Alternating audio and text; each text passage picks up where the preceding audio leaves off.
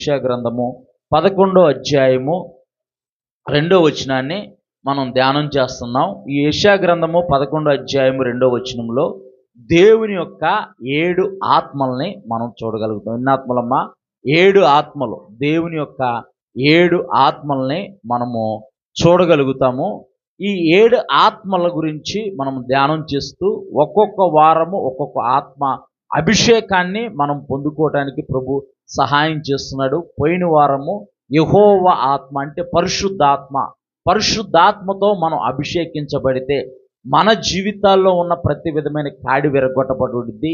దేవుని ఆత్మ చేత మనం ఎప్పుడైతే నడిపించబడతా ఉంటామో మన జీవితంలో మనం విజయాన్ని పొందుకుంటామో, అపజయాలన్నిటినీ అధిగమించి మనం జీవించడానికి ప్రభు సహాయం చేస్తాడు.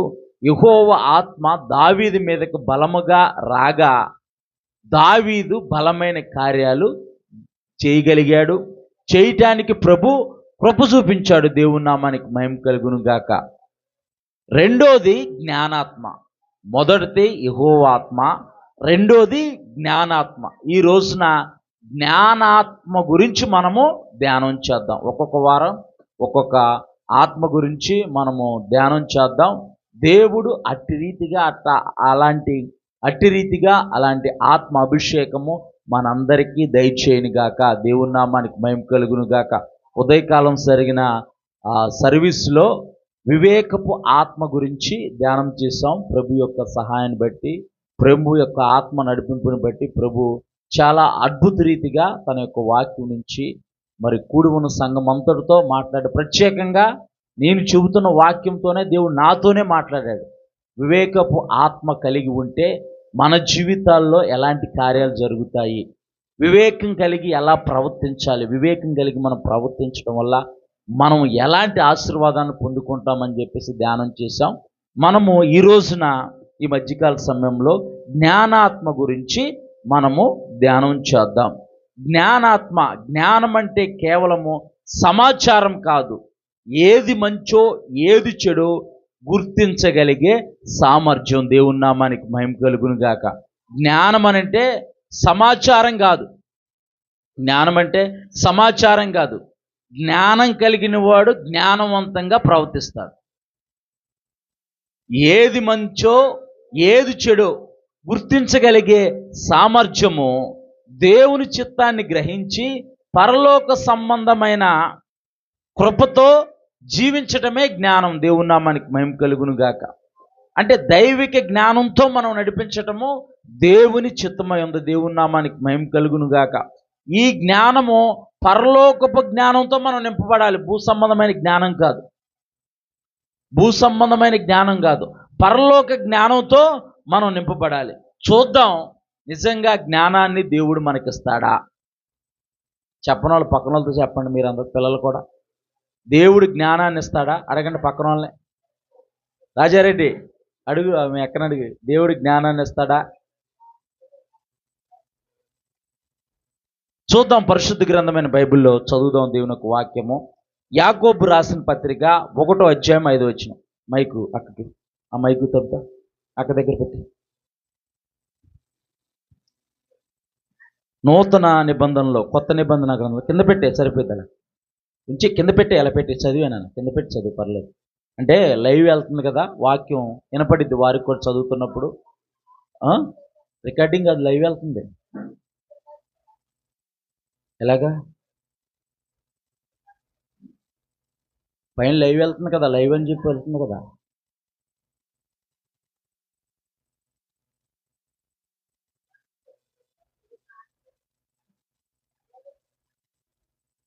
దేవుని నామానికి మహిమ కలుగును గాక. ఒక్క నిమిషం ఆగండి.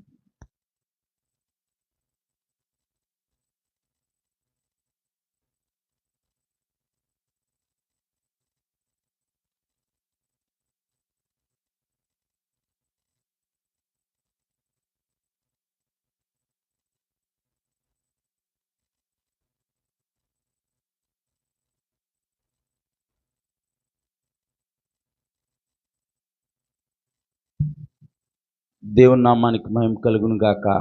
ఆమేన్. మనము జ్ఞానాత్మ ఎలా పొందుకుంటాము? అసలు జ్ఞానం ఎవరిస్తారో మనము ధ్యానం చేద్దాం. యాకోబు రాసిన పత్రిక 1వ అధ్యాయం 5వ వచనం.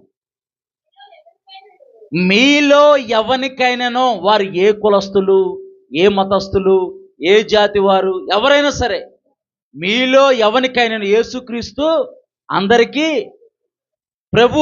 చెప్పాలి అందరూ, యేసుక్రీస్తు అందరికీ ప్రభు. నేను సండే స్కూలు వెళ్ళేటప్పుడు, సండే స్కూల్కి వెళ్ళినప్పుడల్లా ఒక వాక్యం నేర్చుకొని చెప్పాలి.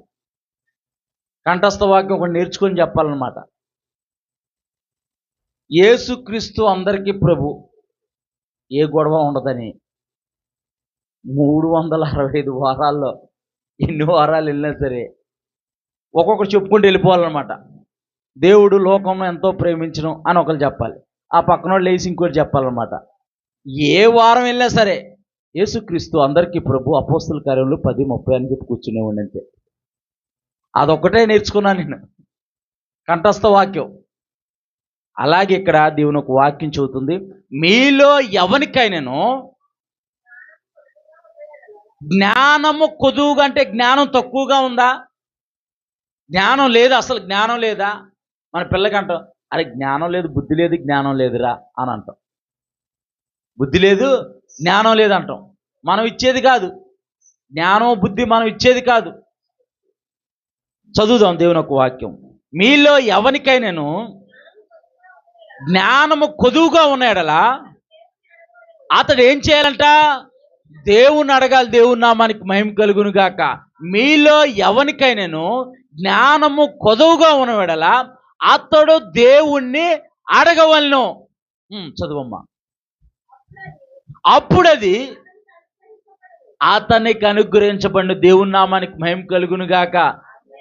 నాకు ఇచ్చాను మీకు ఇవ్వనంటానికి ఆయన పక్షపాతి కాదు. ఆయన అబద్ధం ఆడుటకు ఆయన నరుడు కాదు.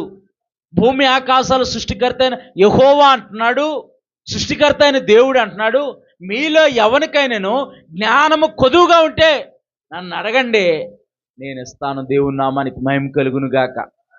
మీలో ఎవరికైనాను జ్ఞానము కొదువుగా ఉన్నాడలా అతడు దేవుణ్ణి అడగవలను, అప్పుడు అది అతనికి అనుగ్రహించబడిన. దేవుని నామానికి మహిమ కలుగును గాక. అంటే ఆయన ఇస్తానంటున్నాడా, ఏమనంటున్నాడా? ఆయన ఇస్తానంటున్నాడు. మనం అడగాలి. అడగందే అమ్మైనా అన్నం పెట్టదంట. నీకు ఆకలేస్తానంటే అమ్మ అన్నం పెట్టు అంటాం. లేకపోతే డాడీ ఒక 10 రూపాయలు, ఒక 20 రూపాయలు పప్పలు కొనుక్కోవాలంటారు పిల్లలు. ముందు రేపటికి ఈరోజే జమ వేసుకుంటారు వాళ్ళ అకౌంట్లో. రేపటికి కావాలి, రేపుకి పాకెట్ మనీ ఒక 20 రూపాయలు కావాలి, ముందే దాచుకుంటారు. ముందే డబ్బులు ఎలాగైతే దాచుకుంటారో మనము దేవుని యొక్క జ్ఞానాన్ని మనం పొందుకోవాలి. దేవుని నామానికి మహిమ కలుగును గాక. మీలో ఎవరికైనా జ్ఞానము కొదువుగా ఉన్నవాడలా అతడు దేవుణ్ణి అడగవలను, అప్పుడు అది అతనికి అనుగ్రహించబడిను. ఆయన ఎవరిని గద్దెంపక అందరికీ ధారాళముగా దయచేవాడు. దేవుని నామానికి మహిమ కలుగును గాక. ధారాళముగా అంటే అన్లిమిటెడ్. ధారాళముగా అంటే అన్లిమిటెడ్.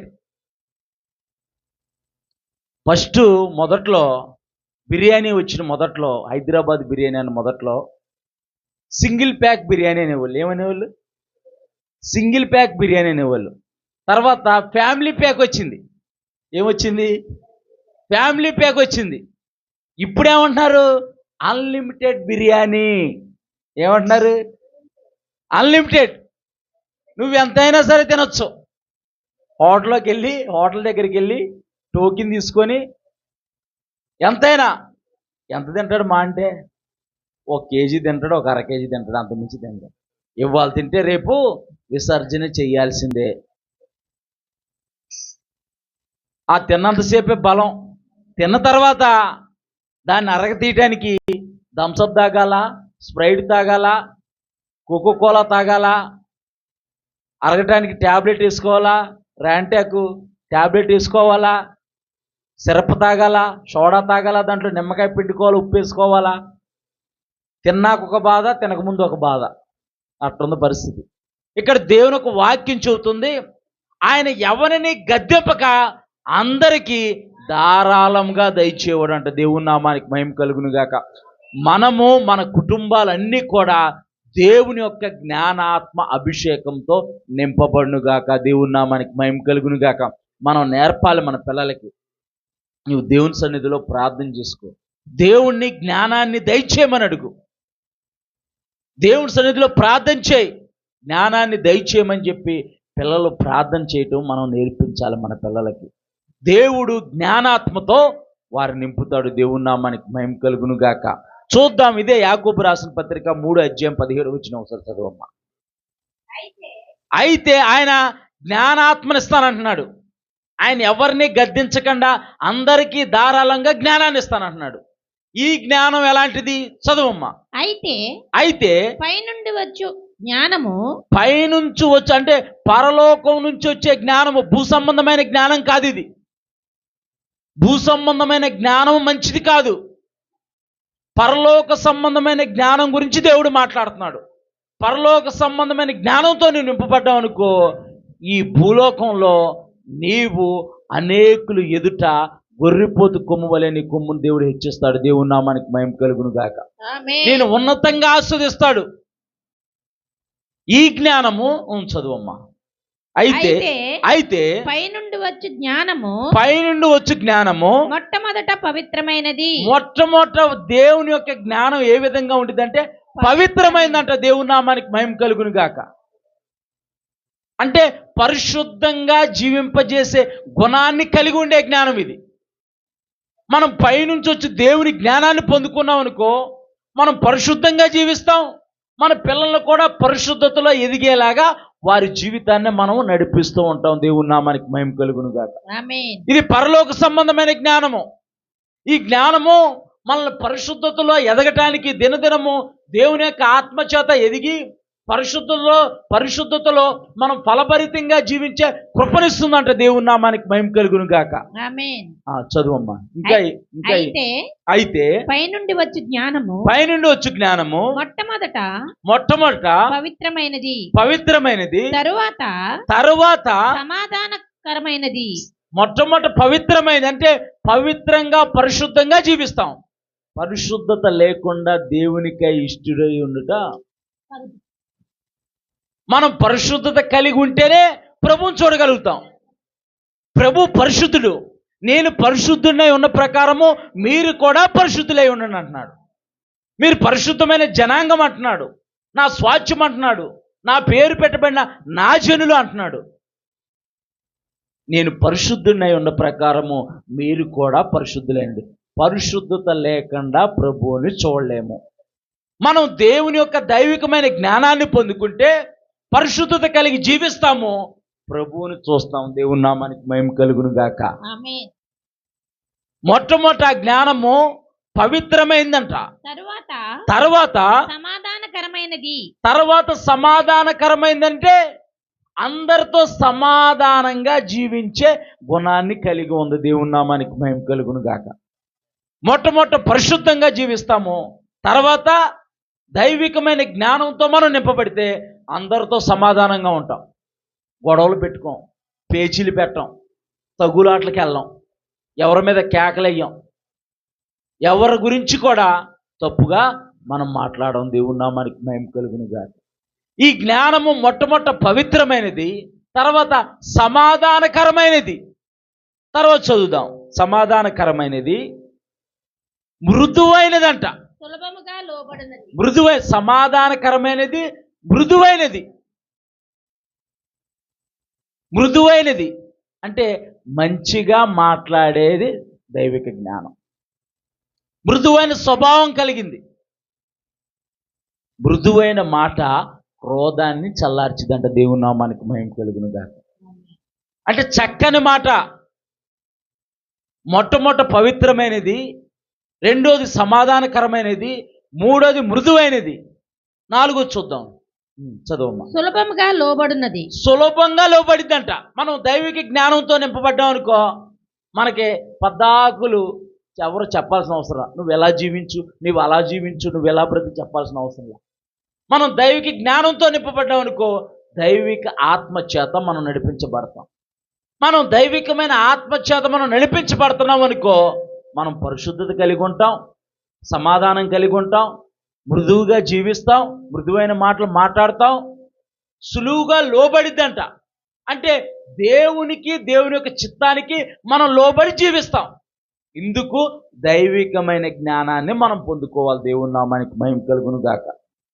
అయితే పైనుండి వచ్చు జ్ఞానము మొట్టమొదట పవిత్రమైనది, తర్వాత సమాధానకరమైనది, తర్వాత మృదువైనది, సులభంగా లోబడినది, కనికరముతోనూ మంచి ఫలములతోనూ నిండుకున్నదంట. దేవుని నామానికి మహిమ కలుగును గాక.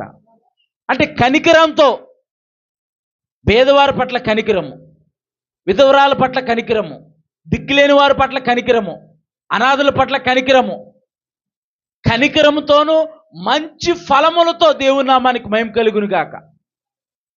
దేవుడు ఐగుప్తు నుంచి ద్రాక్షావళిని తెచ్చి రాళ్ళగల భూమిలో, సత్తు గల భూమిలో రాళ్ళనన్నిటినీ ఏరేశాడంట. దాన్ని సదును చేశాడు, మంచిగా సత్తు గల భూమిగా మార్చాడు. ద్రాక్షావళిని నాటాడు, నీళ్లు పోశాడు, ఎరువేశాడు, అన్నీ సమకూర్చాడు. తీరా కాయలు కాసినాయి. కాయలైతే కాయలేదు అంటానికి లేదు, కాయలు కాసినాయి. ద్రాక్ష గెలలు గుత్తులు గుత్తులుగా ద్రాక్ష గెలలు కాశాయి. తీరా యజమానుడు వచ్చి ద్రాక్ష పండుని ఇలా తుంచి నోట్లో వేసుకుంటే చేదుగా ఉన్నాయంట. అంటే 6 ద్రాక్షాలు కాసినాయి. అటువంటప్పుడు కాయపోయినా మంచిదే. అంటే కనికరంతోనూ మంచి ఫలములతోనూ మనం ఫలించడానికి, మంచి ఫలములతో కనికరం కలిగి మంచి ఫలాలు, మన ఫలము ద్వారానే మనకు పరలోక రాజ్యము. వరం ద్వారా కాదు. వరం అంటే దేవుడు ఒక్కొక్క మనిషికి ఒక్కొక్క నైపుణ్యత, ఒక్కొక్క టాలెంట్ ఇస్తారు. ఒకళ్ళు గిటార్ ప్లే చేసే టాలెంట్ ఉండేది, ఒకరికి కీబోర్డ్ ప్లే చేసే టాలెంట్ ఉండేది, ఒకరికి మధురముగా పాడే టాలెంట్ ఉంటుంది అన్నమాట, ఒకరికి వాక్యం చదివే టాలెంట్ ఉంటుంది, ఒకరికి బోధించే టాలెంట్ ఉంటుంది. దేవుడు ఆయా వ్యక్తులను ఎన్నుకొని వారిలో ఆ వరాన్ని నింపుతాడు. ఆ వరం వల్ల పరలోక రాజ్యం వెళ్ళాం. మన ఫలం వల్లే మనము ప్రభువులో దైవికమైన జ్ఞానంతో నింపబడి ఫలించడం ద్వారా పరలోక రాజ్యానికి వెళ్తాం. మనం పరలోక రాజ్యంకి వెళ్ళటము ప్రాముఖ్యమైనది. అందుకే దైవిక జ్ఞానం మనకు కావాలి. దేవుని నామానికి మహిమ కలుగును గాక. కనికరముతోనూ మంచి ఫలములతోనూ నిండుకొన్నది, పక్షపాతం లేదంట. దైవిక జ్ఞానంతో ఉన్నాం అనుకో, పక్షపాతం చూపించం, మనం పక్షపాతంగా వ్యవహరించాం. వేషధారణైనులు అంటే దేవుడు అంటున్నాడు, నేను వేషనైనా క్షమిస్తాను కానీ వేషధారణలు క్షమించను. అందుకే యేసుప్రభు అంటున్నారు పరిసయ్యులతో సద్దుకేలతో, మీకంటే ముందుగా పాపులు, సుంకరులు, వేసులు పరలోక రాజ్యంలో ఉంటారంట. దేవుని నామానికి మహిమ కలుగును గాక. ఈ పరిసయ్యులు, సద్దుకేయులు వేషధారంతో జీవిస్తున్నారు, పెదవులతో దేవుడిని స్తుతిస్తున్నారు, కానీ వారి హృదయము దేవుడికి దూరంగా ఉంది. దైవికమైన జ్ఞానంతో నింపబడకుండా, దైవికమైన జ్ఞానంలో వాడు నడుచుకొనకుండా, వేషధారకరమైన భక్తి దేవుడు సహించడు. మనం దైవికమైన జ్ఞానంతో నింపబడ్డామనుకో, మనము మొట్టమొదట పవిత్రంగా జీవిస్తాం, సమాధానంగా ఉంటాం, మృదువైన మాటలు పలుకుతాం, సులభంగా దేవుని చిత్తానికి, దేవుని మాటలకి, దేవుని ఒక వాక్యానికి లోబడతాం, కనికరంతోనూ మంచి ఫలములతోనూ నిండుకొని జీవిస్తాం, పక్షపాతంగా జీవించాం, వేషధారణంగా జీవించాం. దేవుని నామానికి మహిమ కలుగును గాక. లోకపరమైన ఆశలకు దేవుని చిత్తానికి మధ్య ఉన్న తేడాను గుర్తించేలాగా చేస్తుంది జ్ఞానాత్మ. దేవుని నామానికి మహిమ కలుగును గాక. లోకపరమైన సౌండ్ పెంచావు, నువ్వు కదిలిచ్చావు నువ్వు అక్కడ.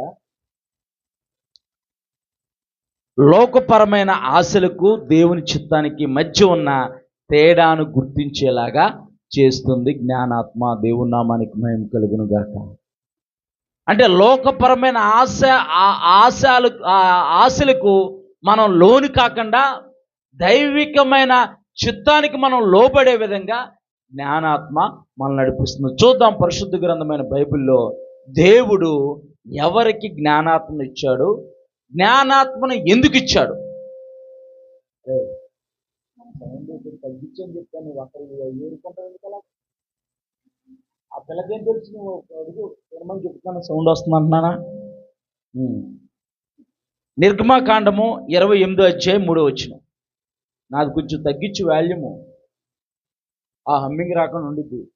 దేవునికి స్తోత్రం, అది దేవునికి స్తోత్రం.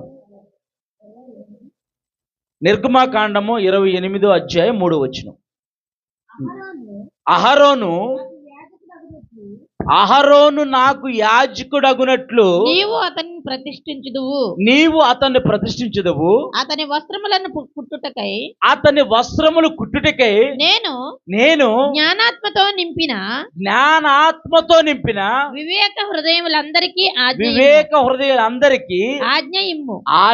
దేవుని నామానికి మహిమ కలుగును గాక. అంటే దేవుడు యాజకుని ఎన్నుకున్నాడు. ఆ యాజకునికి ఒక డ్రెస్ కోడ్ ఉంది. యాజకత్వం చేయడానికి ఒక డ్రెస్ కోడ్ దేవుడు ఏర్పరిచాడు. ఆ డ్రెస్సును కుట్టడానికి దేవుడు కొంతమందిలో జ్ఞానాత్మను నింపాడంటే దేవుని నామానికి మహిమ కలుగును గాక. అంటే దేవుని యొక్క పని చేయటానికి, దేవుని పరిచర్య చేయటానికి జ్ఞానాత్మ అవసరం. దేవుని నామానికి మహిమ కలుగును గాక. టాలెంట్ ఉంటే సరిపోదు. టాలెంట్ చూడట్లా. ఎవరు లోబడతారు, ఎవరు పవిత్రంగా జీవిస్తారు, పరిశుద్ధంగా జీవిస్తారు. ఇప్పుడు సోషల్ మీడియాలో ఆరాధన గురించి రచ్చరచ్చ అవుతుందన్నమాట.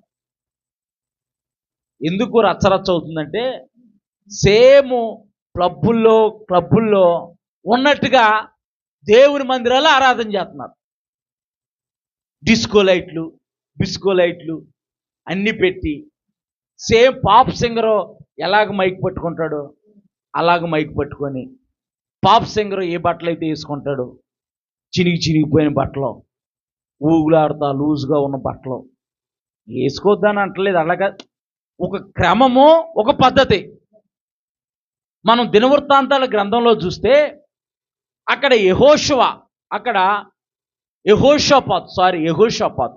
యెహోషాపాతు రాజుగా ఉన్నాడు. రాజ్యం మీదకి శత్రువులు వచ్చినప్పుడు రాజు దేవుని సన్నిధిలోకి వెళ్ళి ఉపవాస దినాన్ని ప్రతిష్ఠింపజేసుకొని పిల్లల్ని పెద్దలందరినీ సమకూర్చి ప్రార్థన చేస్తుంటే దేవుని యొక్క ఆత్మ దైవజనుడి మీదకి దిగొచ్చి, మీరు భయపడద్దు, మీ వెనకాల ఉన్నది నేనున్నాను, సృష్టికర్తనే, యుద్ధం నాదే, యుద్ధం మీరు చేయరు, మీరు ఏం చేయాలో చెబుతానని చెప్పి దేవుడు ఒక సూచన ఇచ్చాడనమాట, ఒక క్రమాన్ని ఇచ్చాడు. ఏం చేయమనంటే, పరిశుద్ధ అలంకారంగా వస్త్రాలు వేసుకొని సైన్యం ముందర యెహోవా, సైన్యములకు అధిపతి యెహోవా గొప్ప దేవుడు అంటూ వారు పాడుకుంటూ వెళ్ళమన్నాడు. పరిశుద్ధ అలంకారంతో, ఒక మంచి డ్రెస్ కోడ్ అనమాట. పరిశుద్ధ అలంకారం అంటే శరీరాన్ని చూపించేది కాదు. వారు దేవుణ్ణి మహింపరచడం ద్వారా దేవుడికి మహిమేలిద్ది. ఇప్పుడు అందరూ శరీరాన్ని చూపిస్తున్నారు. నా స్టైల్ చూడు, నా స్టెప్ చూడు, నా డ్రెస్ చూడు. అలాగా యువతను పాడు చేయడానికి ఇదొక ఎత్తుగడ. నీవు దైవికమైన జ్ఞానంతో, దేవుని ఆత్మతో నువ్వు నింపబడితే, నువ్వు మాట్లాడితే ఎదుటివాడి జీవితంలో కార్యం జరిగింది. నువ్వు స్టెప్పులేసి వాడిని ఉర్రూతలు ఊగిచ్చాల్సిన అవసరంలా. రాని ఆత్మ కూడా వచ్చినట్టు ఊగిపోతూ ఉంటారు కొంతమంది. నిజం. నువ్వు క్లబ్లో ఎగురుతున్నావు, బయట ఎగురుతున్నావు, దేవుని మందిరంలో కూడా ఎగురుతున్నావు. నువ్వు ఎగురుతూ ఉంటే దేవుడు కూడా చప్పట్లు కొడతాడని బుద్ధిహీనంగా మాట్లాడుతున్నారు చాలామంది. దావీదు దేవుని మందసాన్ని తీసుకొచ్చేటప్పుడు ఎగరటం ప్రారంభించాడు. ఎగరటం వల్ల దావీదుకి మేలు జరిగింది, ఎగరటం వల్ల రాజ్యానికి మేలు జరిగింది, ఎగరటం వల్ల దేవునికి మహిమ వచ్చినట్టు అక్కడ రాయబడాల దేవుని యొక్క వాక్యం. తన భార్య దూషించింది దావీదుని. మరి తర్వాత ఎప్పుడు కూడా దావీదుతో కలవలేదంట, కాపురం చేయలేదంట, మన భాషలో చెప్పుకోవాలంటే. దేవుని యొక్క మందసం ఎద్దుల బండి మీద నుంచి పడిపోతుంది. వెళ్ళి ఒక వ్యక్తి ముట్టుకున్నాడు. ఆ ముట్టుకున్న వ్యక్తి అర్హత లేదు, స్పాట్ డెడ్, చచ్చిపోయాడు. దావీదు భయం వేసి పారిపోయాడు. అప్పుడు దేవుడికి మహిమ వెళ్ళిందా? అంటే జ్ఞానం లేక, దేవుని యొక్క జ్ఞానం ఆ విధంగా చెప్పట్లా. నువ్వు దేవుని యొక్క జ్ఞానాత్మతో నింపబడ్డావు అనుకో, నువ్వు నిలబడి మైక్ పట్టుకొని నువ్వు ఆరాధన చేస్తూ ఉంటుంటే పాప పంకిలమైన హృదయాలు కదిలించబడతాయి. దేవుని నామానికి మహిమ కలుగునుగాక. నువ్వు ఎగిరి స్టెప్పులేసి గంతులేసి అరవండి అరవండి అరవండి అరవండి ఎగరండి ఎగరండి ఎగరండి అని నీ అలసిపోయేసరికి గొంతు పోయేలాగా నువ్వు అరవాల్సిన అవసరం లేదు. నీవు దేవుని యొక్క దైవికమైన జ్ఞానంతో, దేవుని యొక్క ఆత్మ అభిషేకంతో నింపబడితే నువ్వు అరవాల్సిన అవసరం లే. వాక్యం మొదలు పెట్టక ముందు నేను చెప్పాను సాక్ష్యం, మళ్ళీ అందరూ ఉన్నారని చెప్పి మళ్ళీ కూడా ఒకసారి చెబుతాను. దేవుడి యొక్క కృపను బట్టి, దేవుడిచ్చిన ప్రేరేపణ బట్టి పరిచర్య కాలనీలో కొనసాగిస్తున్నాం. అక్కడ ఒరిగేడి దగ్గర కొత్త కాలనీలో పరిచర్య కొనసాగిస్తున్నాం. ఎవరైతే అక్కడ హౌస్ ఇచ్చారో, ప్రార్థన పెట్టుకోమని చెప్పి ఎవరైతే గృహాన్ని ఇచ్చారో ఆ తల్లిగారికి ఆ గృహం యొక్క రెంట్ అవుదామని చెప్పేసి వెళ్ళాను. వెళ్తే ఈ మనతో దేవుడికి ఇచ్చేస్తున్నాను బాబు వద్దని అంది. వద్దని సరేనమ్మా మంచిదని అనుకున్నాను. బాబు నేను రక్షణ తీసుకోవాలనుకుంటున్నానయ్యా, రక్షణ ఇస్తావా అని చెప్పాను. దేవుని నామానికి మేము కలుగునుగా. అమ్మా రక్షణ ఇచ్చేది దేవుడు, మేము ఇవ్వం అంటానికి మేము ఎవరము. నువ్వు ఎలా నువ్వు రక్షింపబడటానికి కారణం ఏంటంటే, నేను శుక్రవారం ఒక దగ్గరికి వెళ్తూ ఉంటాను. అది మొదటి శుక్రవారమే, వారాలుగా వెళ్తూ ఉంటాను అంతే. ప్రతి మొదటి శుక్రవారం వెళ్తూ ఉంటాను. ఆదివారం ఎక్కడికి నేను చర్చికి వెళ్ళను. దేవుడు ఈ మధ్య దేవుడు నాతో మాట్లాడుతున్నాడు, రక్షణ తీసుకోమని ప్రేరేపిస్తున్నాడు అయ్యా. మరి ఎవరితో తీసుకోవాలో ఎక్కడ తీసుకోవాలో నాకు అర్థం కావట్లేదు. మా అమ్మాయితో చెబితే మా అమ్మాయి అంది, ఎక్కడో అంటావు ఎందుకు, నువ్వే వెళ్ళిచ్చావు పాస్టర్ గారికి ఆరాధన చేసుకోమని చెప్పి, పాస్టర్ గారు ఉన్నారుగా పాస్టర్ గారిని అడుగు అని చెప్పాను అన్నమాట. ఈ ఉదయకాల సమయంలో బాప్టిజం కార్యక్రమం జరిగింది. దేవుని నామానికి మహిమ కలుగును గాక. మనం ప్రయాసపడం అంటే ఒక్కటే నిరీక్షణ, దేవుడు పిలిచాడు, పిలిచినవాడు నమ్మదగిన దేవుడు ఆయా సందర్భాలుగా అనుగుణంగా ఉన్నాడు. చాలామంది అని ఏమన్నారంటే, నువ్వు ఎప్పుడో వచ్చావు ఈ ప్రాంతం, ఇంకా పరిచర్య స్టార్ట్ చేయలేదా, ఇంకా సంఘం కట్టలేదా, నీ సంఘం ఎంతమంది, ఇలాగ అడగటం ప్రారంభించారు. ఎక్కడో ఒకసారి స్టార్ట్ చేయాలి కదా, ఎక్కడో ఒకసారి స్టార్ట్ చేయడానికి ఇదేమన్నా కిరాణా కొట్ట? నేను అలాగే అన్నాను, ఇదేమన్నా కిరాణా కొట్ట, ఇదేమన్నా వ్యాపారమా? దేవుడు నన్ను పిలిచాడు, ఒకటనేవాడిని. నేను ఈ ప్రాంతం రావడానికి దేవుడు తన స్వరంతో మాట్లాడాడు. మళ్ళీ నేను అదే స్వరం వింటానన్నాను. దేవుని నామానికి మహిమ కలుగును గాక. ఆ స్వరం విన్నప్పుడు దేవుడు ఎక్కడికి వెళ్ళమంటే అక్కడికి వెళ్తా. ఈ ప్రాంతాన్ని విడిచిపెట్టి ఎక్కడికి వెళ్ళిపోమన్నా వెళ్ళిపోతానని చెప్పాను. నన్ను రెట్టించేవాళ్ళు చాలామంది, ఇంకా స్టార్ట్ చేయలేదా, ఇంకా ఎక్కడ ఎంతమంది సంఘం ఎక్కడ పెట్టలేదా, వాళ్ళకి నువ్వు సపోర్ట్ చేస్తావు ఎందుకు, అక్కడికి వెళ్ళి చెబుతావు ఎందుకు, ఇక్కడికి వెళ్ళి చెబుతావు ఎందుకు, అటు ఇటు తిరుగుతావు ఎందుకు అని అన్నారు చాలామంది నన్ను. దేవుడు టైం వచ్చినప్పుడు అన్ని కార్యాలు జరుగుతూ ఉంటాయి. దేవుని నామానికి మహిమ కలుగును గాక. దేవుని పరిచర్య ప్రారంభిద్దామని కాలనీలోకి వెళ్ళాం.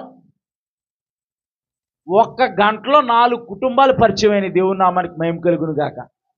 4 రోజులు కాదు, 1 గంటలో 4 కుటుంబాల్లో 3 కుటుంబాలను అడిగాను, మీ డాబా పైన ప్రార్థన ప్రారంభించాలనుకుంటున్నాను, దేవుని యొక్క ప్రేరేపణ ద్వారా నేను కాలనీకి వచ్చాను, మీకు సమ్మతమేనంటే 3-4 ఫ్యామిలీలో 3 ఫ్యామిలీ మాకు సమ్మతమేనన్నారు. నేను సెలెక్ట్ చేసుకున్నాను ఎక్కడ పెడితే బాగుండేది అని చెప్పాను. నిజం, నేను సెలెక్ట్ చేసుకున్నాను.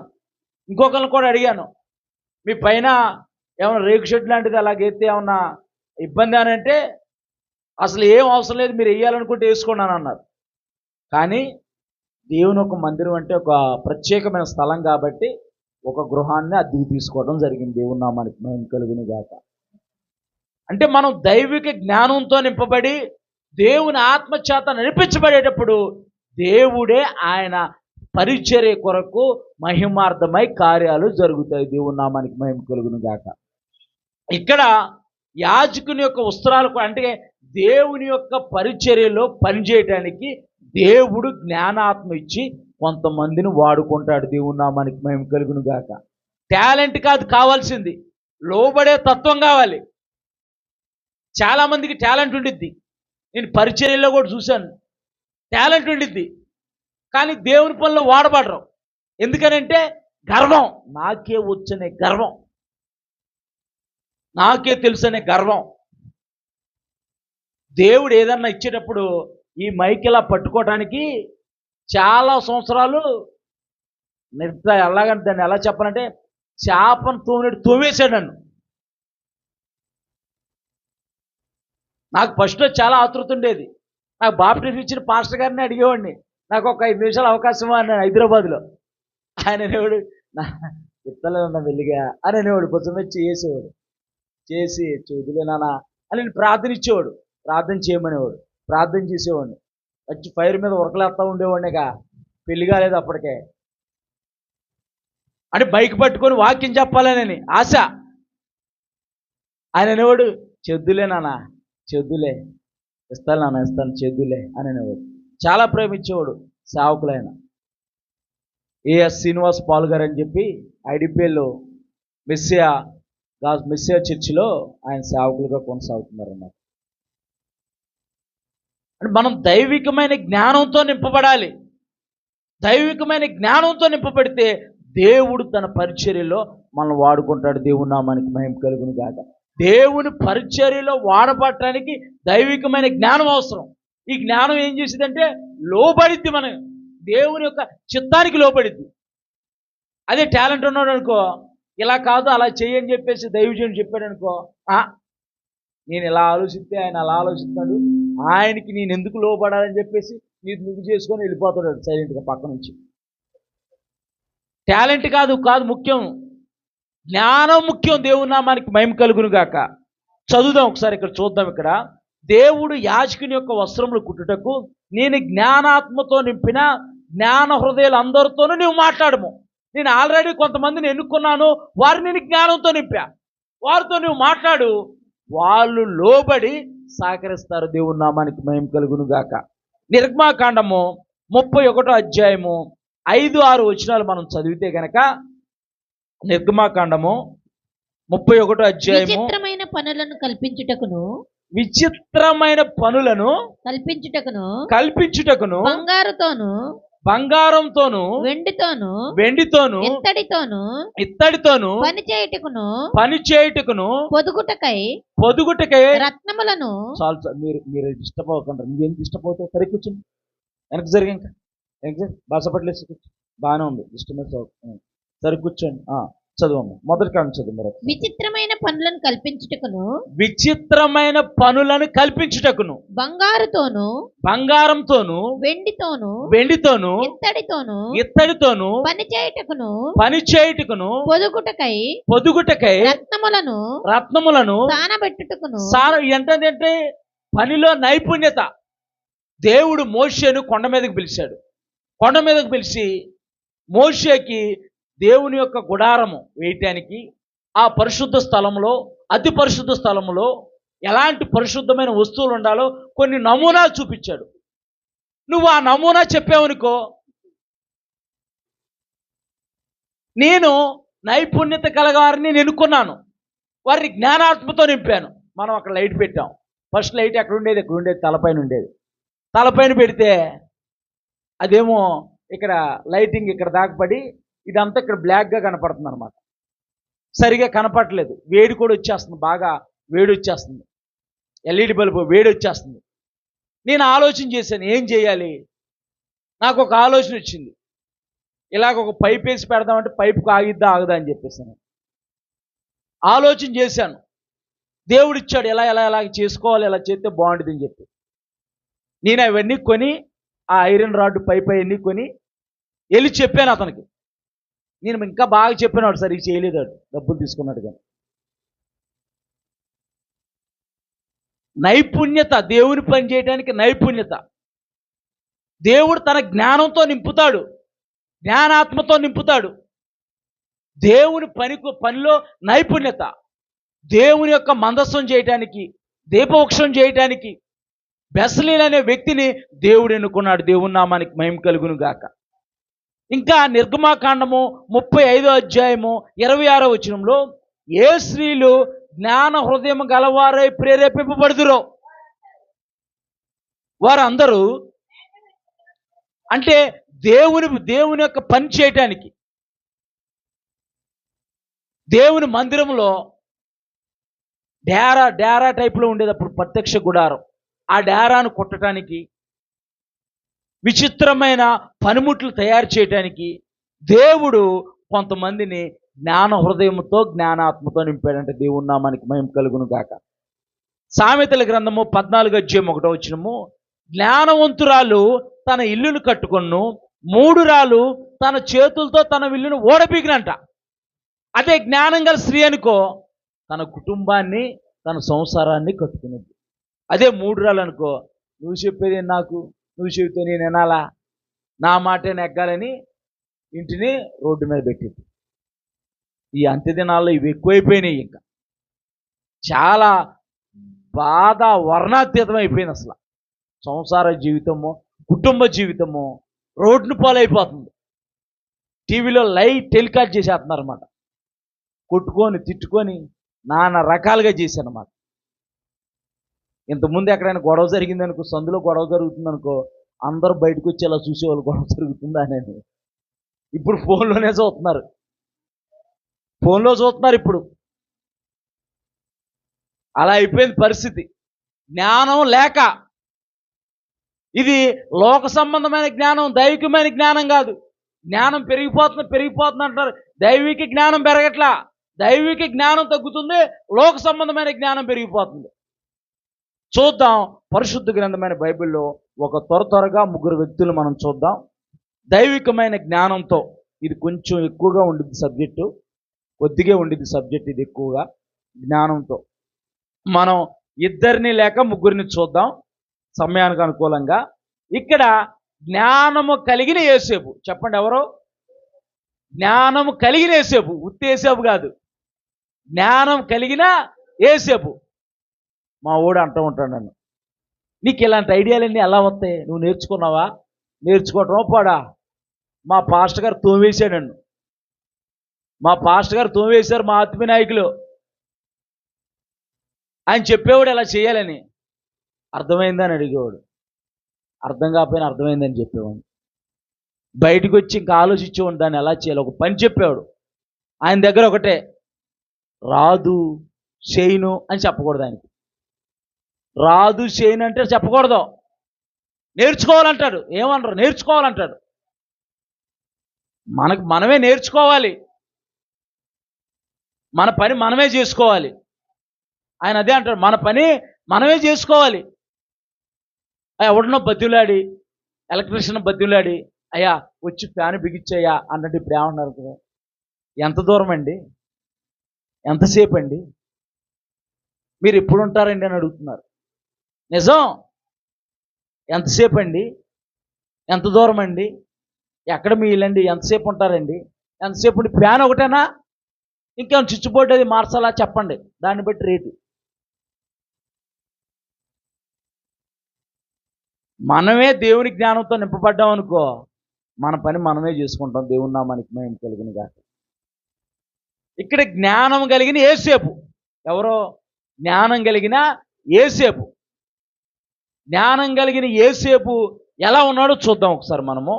ఈ ఆదికాండము 41వ అధ్యాయము 37 నుంచి 40 వరకు, 37 నుంచి 40 వరకు ఇన్ని వచ్చినాలు మనం చదవలేం గనక ఒక్కసారి ఓపెన్ చేయమ్మా.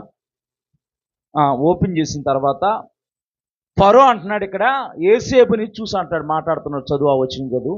యోసేపుని చూసి, నీ వలే వివేక జ్ఞానం గలవారు ఎవరు లేరు అంటున్నాడు.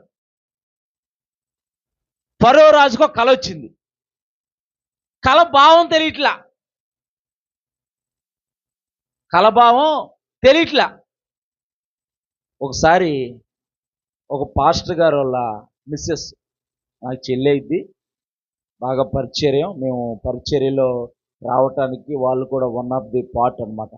హైదరాబాద్లో ఉన్నప్పుడు చాలా సహకారులుగా ఉన్నారు. ఆ చెల్లి ఫోన్ చేసి, అన్నయ్య నాకు ఇదిగా ఈ కళ వచ్చింది, ఇలాగా పదే వస్తుంది, ఏంటి దాని భావం అని అన్నారు. అంతే అడిగితే దేవుడిచ్చిన జ్ఞానాన్ని బట్టి నేను చెప్పగలిగాను. నేను చెప్పగలిగాను. దేవుడిచ్చిన జ్ఞానాన్ని బట్టి నేను చెప్పగలిగాను. అంటే మనం దేవుడిచ్చిన జ్ఞానాన్ని బట్టే మనం ముందుకు నడవాలి. దేవుని నామానికి మహిమ కలుగును గాక. ఇంట్లో పాస్టర్ గారు ఉన్నారు, వాళ్ళ ఆయనే పాస్టర్. నాకు ఫోన్ చేసింది, పదే పదే ఎలా కనపడుతుందన్నా ఏంటని చెప్పి నన్ను అడిగింది. నేను చెప్పాను దాని ఇదనుకో, ఇదమ్మా ఇలాగా పదే పదే కనపడుతుందని. అంటే కల వేరు, దర్శనం వేరు, రెండింటికి తేడా ఉంది. కల వేరు, దర్శనం వేరు. అది కూడా అడిగిందనమాట. కల వేరు, దర్శనం. ఒకే కళ రిపీట్ అవుతూ ఉంటుంటే పొద్దునే కూడా ఉదయం 5 అవ్వలేదు ఇంకా, నాకొక కళ వచ్చింది. ఒకళ్ళు నన్ను క్షమించమని అడుగుతున్నారు. దేవుని నామానికి మహిమ కలుగును గాక. వాళ్ళు నా మీద చాలా కక్ష పెట్టుకున్నారు. వాళ్ళు, నాకు తెలుసు ఆ విషయం. అడుగుతున్నారు. నేను ఆమె ఫేస్ చూస్తే ఎలా ఉందనంటే, ఆమె చాలా బాగుండేది, అందవికారంగా ఉంది. నాకే చాలా బాధ వేసింది. ఏంటి ఇలా అయిపోయింది మొహం అంతా అని అనుకున్నాను నేను. ఇలా అయిపోయింది ఏంటి మొహం అంతా, ఎలా అయిపోయింది ఏంటి అని అసలు ఏం ఆలోచించాలో అర్థం కాలే నాకు. పొద్దు ఉలిక్కిపడి లేచాను, వెంటనే ఉలిక్కిపడి లేచాను నేను. దేవుని యొక్క జ్ఞానంతో మనం నింపబడితే దేవుడే దర్శనాల ద్వారా, కళల ద్వారా మనతో మాట్లాడతాడు. దేవుని నామానికి మహిమ కలుగును గాక. ఇక్కడ జ్ఞానం గల యోసేపు, ఫరో కళ వచ్చింది, కళ భావం తెలియట్లా. జ్ఞానవంతుల్ని, సోదిగాల్ని, శకునుగాల్ని అందరిని పిలిపించాడు. రాజ్యంలో ఉన్న వాళ్ళందరినీ. ఎవడో చెబుతున్నాడు కానీ సింక్ అవట్లా. సింక్ అవట్లా. చెప్పండి ఒకసారి. అంటే సేమ్ దానికి భావం ఏదో తెలియట్లా. పిల్లలు చదువుకుంటారు, పద్యానికి ఒక భావం ఉండిద్ది, పద్యానికి ఆ భావం కాకుండా వేరే భావం చేస్తే సింక్ అయిద్దా? మనం డ్రెస్ వేసుకుంటే మ్యాచింగ్ చేసుకుంటాం, అవునే కదా? మ్యాచింగ్ చేసుకుంటాం అన్నమాట. అది క్యాచింగ్ అవటానికి మ్యాచింగ్ చేసుకుంటాం మనం. అంటే సింక్ అవ్వాలి. పైన ఒకటి కింద ఏదైతే సింక్ అవ్వదు అనమాట. నిండుగా కనపడాలి, అందంగా కనపడాలి. సరే, మంచిది. ఇక్కడ కళ సింక్ అవట్లా. ఈయన అందరిని అడుగుతున్నాడు. అయితే ఆ జైల్లో ఉన్న యోసేపు దగ్గరికి ఇద్దరు వెళ్ళారు రాజ్యం నుంచి. వాళ్ళిద్దరికి కళ వచ్చింది. దానికి భావం చెప్పాడు, నీకు ఇలా జరిగింది అని. యాజిటీగా అలాగే జరిగింది. ఆ పక్కనున్న ఆ పనివాడు అంటున్నాడు అనమాట, ఫరో దగ్గర పనిచేసే పనివాడు అంటున్నాడు, అయ్యా జైల్లో ఒక వ్యక్తి ఉన్నాడు, అతడికి అబ్బో దేవుడు భలే జ్ఞానం ఇచ్చాడు, అతడి జ్ఞానవంతుడు. ఒక్కసారి నేనను పలానా వాడికి ఇద్దరిని లోపల వేసావు కదా, తప్పు చేసావని చెప్పానని ఆయన కళ చెప్పాడు. యాజిటీగా అలా జరిగింది. నేనేమో నీ పక్కన ఉన్నాను, వాడేమో చంపబడ్డాడు అని చెప్పాడు. అవునా? అయితే అతను పిలిపించాడంటే ఫరోని పిలిపించగానే దైవిక జ్ఞానంతో నింపబడిన యోసేపు ఆ కలభావం చెప్పాడు. దేవుని నామానికి మహిమ కలుగును గాక. అవును రాజా, దేవుడు జరగబోయేది మీకు చూపించాడు. 5 సంవత్సరాలు పంట విస్తారంగా పండిద్ది, 5 సంవత్సరాలు కరువు వచ్చింది. ఈ 5 సంవత్సరాలు మనం ధాన్యాన్ని వృధా చేయకుండా. ఎలాగా చెప్పండి అందరూ? వృధా చేయకుండా. ఏది వృధా చేయొద్దు. ఒకప్పుడు కూరగాయలు దొరికేవి కాదు. ఏం దొరికేవి కాదు? కూరగాయలు దొరికేవి కాదు. వస్తు మార్పిడి. మీ ఇంట్లో బెండకాయలు ఉన్నాయా? మా ఇంట్లో వంకాయలు ఉన్నాయి. మీ బెండకాయలు మాకు ఇచ్చి ఈ వంకాయలు తీసుకోండి అనేవాళ్ళు. ఎవరికి వాళ్ళకి పెరట్ ఉండేది, ఆ పెరట్లో వేసుకునేవాళ్ళు. వంకాయలు, బెండకాయలు, ఆనపకాయలు ఏ పడితే వేసుకునేవాళ్ళు. ఆకుకూరలు దొరికాయి. ఇప్పుడు చికెన్ దొరుకుతుంది. ఏం దొరుకుతుంది? చికెన్ దొరుకుతుంది బాగా, మాంసం దొరుకుతుంది. రోగాలు కూడా అలాగే వస్తున్నాయి. యేసు రక్తమే జయం. ఇప్పుడు పంటలు పండుతున్నాయి. మనం పంటని జాగ్రత్తగా ఉంచాలి, వృధా చేయకూడదు. 2 మనుషులకి 5 వండుకున్నట్టు వండుకొని మిగతా పడేసేస్తున్నారు అన్నం. వేస్ట్. లెక్కే ఒకసారి, నెల క్యాల్కులేషన్ చేయ ఒకసారి. ఎంత కావాలో అంతే వండుకోవాలి. కావాలంటే మళ్ళీ వేడిగా వండుకోక 5 నిమిషాలు లేట్ అయ్యింది అంతే. 2 మనుషులకి 10 మంది ఎవరో భోజనానికి వస్తున్నట్టు వండేస్తూ ఉంటారు, పడేసేస్తూ ఉంటారు. ఎంత బియ్యం నెలకు ఖర్చు అయినట్టు లెక్కే ఒకసారి, రోజు ఒకసారి క్యాలిక్యులేట్ చేయి, లేకపోతే ఒక వారం రోజులు క్యాలిక్యులేట్ చేయి, ఎంత అన్నం పడేస్తున్నావా. గుప్పిడే అనుకుంటే చాలామంది ఏం చేస్తారు, గుప్పిడే అండి కొద్దిగానండి అంటారు. వేస్ట్, వృధా. ఇక్కడ జ్ఞానం కలిగిన యేసేపు అంటున్నాడు, పంటలు పండినప్పుడు దాన్ని వృధాగా పానీయకుండా మనం జాగ్రత్త చేసి స్టోరేజ్ చేద్దాం. మళ్ళీ 5 సంవత్సరాలు కరువు వచ్చింది, ఆ కరువులో దీన్ని జాగ్రత్తగా వాడదాం అని ఫరోతో అంటే, అప్పుడు ఫరో అంటున్నాడు, చదువు వచ్చింది కాదు. కాబట్టి ఫరో వివేక జ్ఞానము గల, అబ్బా దేవుని నామానికి మహిమ కలుగును గాక, వివేక జ్ఞానము గల ఒక మనిషిని చూచుకొని, అది కాదమ్మా, ఇతని వల్లే వివేక జ్ఞానం గలవారు ఎవ్వరూ లేరు అని అంటున్నాడు. ఇతని వల్లే ఫరో ఆ మాట, మరియు ఫరో దేవుడిది అంతయు నీకు తెలియపరిచిన గనక నీ వలే వివేక జ్ఞానం గలవారు ఎవరు లేరు, నీ వలే జ్ఞానవంతులు లేరు, నువ్వే ఈ యొక్క దేశానికి రాష్ట్రపతిగా ఉండమని చెప్పి రాష్ట్రపతిగా నియమించాడు. దేవుని నామానికి మహిమ కలుగునుగా. దేవుడు అధికారిగా ఆ యొక్క దేశానికి రాష్ట్రపతిగా దేవుడు ఆస్వాదించాడు. దేవుని నామానికి మహిమ కలుగునుగా.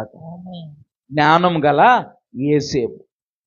చూద్దాం ఒకసారి దినవృత్తాంతాల గ్రంథము మొదట సామెతలు 11:30 చదువమ్మా. జ్ఞానం గలవారు ఏం చేస్తారో చూద్దాం ఒకసారి. నీతిమంతునిచ్చు ఫలము జీవవృక్షము, జ్ఞానం గలవారు. ఈయన యేసేపు ఏం చేస్తున్నాడు, రాజ్యంలో ఉన్నవారు అందరినీ రక్షిస్తున్నాడా లేదా? కరువు రాకుండా, కరువు ఉంది, కరువులో సమృద్ధి కలిగి జీవించడానికి ప్రణాళిక సిద్ధపరిచాడు. దేవుని నామానికి మహిమ కలుగును గాక. జ్ఞానవంతులు ఇద్దరిని రక్షిస్తారంట. యాకోబుకి 12 మంది కుమారులు, వారు ఇజ్రాయేల గోత్ర కర్తలు అంటారన్నమాట. వాళ్ళు ఇజ్రాయేల గోత్ర కర్తలు అని అంటారన్నమాట. వాళ్ళు అంటే ఇజ్రాయేలుకు మూల పురుషులు, వాళ్ళందరూ గోత్రికులు, ఇజ్రాయేల గోత్రికులు అనమాట. వారిలో ఒక గోత్రము. మొదటి దినవృత్తాంతాల గ్రంథము 12:32. మొదటి దినవృత్తాంతాల గ్రంథము 12:32.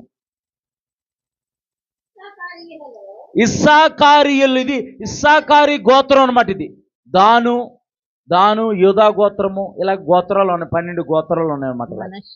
మనుష్య గోత్రము, గోత్రాలు ఉన్నాయి. గోత్రాల్లో ఇస్సాకారీయులలో సమయోచిత జ్ఞానము కలిగి, వాళ్ళకి ఏంటంటే సమయోచిత జ్ఞానం, అంటే ఎప్పుడు ఏ పని చెయ్యాలో వారికి దేవుడిచ్చిన దైవిక జ్ఞానం బట్టి వారు నడిపించబడతారు. దేవుని నామానికి మహిమ కలుగును గాక. చదువు మొదటి కను చదువు. ఇస్సాకారీయులలో సమయోచిత జ్ఞానము కలిగి ఇశ్రాయేలు చేయదగినదేదో దాని ఎరిగి ఉన్న అధిపతులు 200 మంది ఉన్నారంట. ఆ గోత్రికులు వాళ్ళు ఇజ్రాయేల్ ప్రజలు ఏం చెయ్యాలన్నా సరే వాళ్ళ దగ్గరికి వెళ్ళి అడుగుతారంట, మేము ఇది చెయ్యాలనుకుంటున్నాం, చెయ్యొచ్చా చేయకూడదా? పూర్వం సోది చెప్పేవాళ్ళు అనమాట. సోది చెబుతానని టింగ్ టింగ్ టింగ్ టింగ్ అనుకుంటూ వచ్చేవాళ్ళు అనమాట. పిలిపించి సోది చెప్పించుకునే వాళ్ళు అనమాట. అదో టెక్నిక్లే వేసి రక్తమే చేయాలి.